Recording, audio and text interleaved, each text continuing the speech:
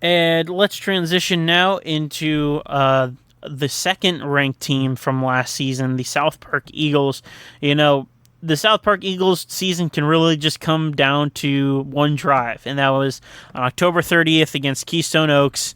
You know, the Keystone Oaks ended up winning the game on a last second drive to advance in the WPIAL playoffs.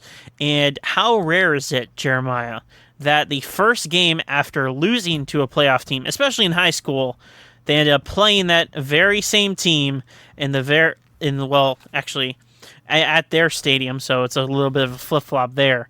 How rare is that to see this matchup so early in the year between the South Park and Keystone Oaks? Just kind of how things work out. We would have saw it last year in the regular season had it not been for um, COVID-19. Another matchup I saw of that. You look, Bell Vernon and Char Valley play each other week one and 4A, and those were the first round matchup last year. Now that game wasn't as great as South Park and Keystone Oaks was in the playoffs last year. But yeah, it's a cool thing to see. I think it's really cool to see. You're going to see how good both of these teams are, and I think it's going to be a real chippy game because last year's game was.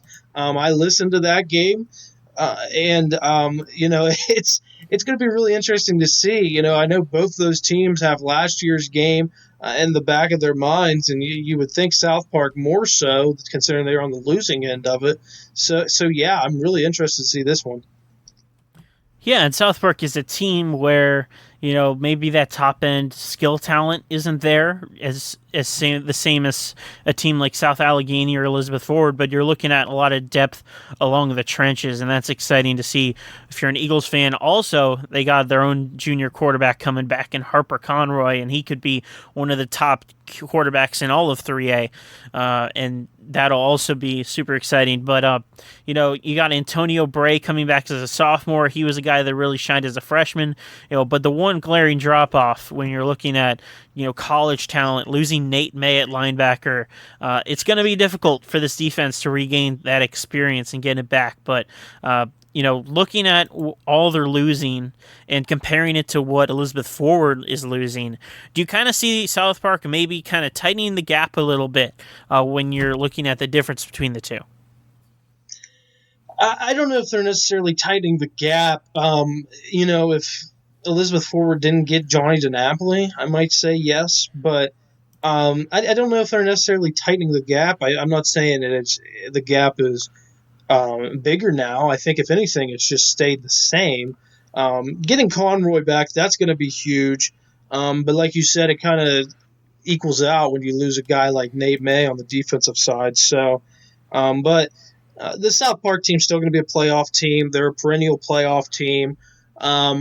Who know, if they make a run for a WPR championship. Well, let me put it this way. If they win the WPR championship, Nathan, they're going to win the state title because every time they've won the WPR championship, they've won the state championship. So they've won the WPR championship twice. They're two-time state champs. So you heard it here first. If South Park wins the WPIAL championship, book them as state champs.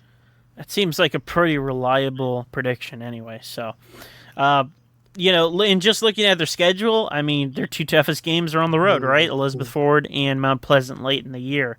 They got South Allegheny in the midst of that, an out-of-conference game with North Catholic. So you're looking at the back half of their schedule, and even Southmoreland at home to finish out the year. That back half is going to hurt. At Keystone Oaks to start off the season, though, is definitely where their head is going to be entering the season. Just getting a little bit of a revenge tour for the South Park Eagles if they're going to be able to beat Keystone Oaks.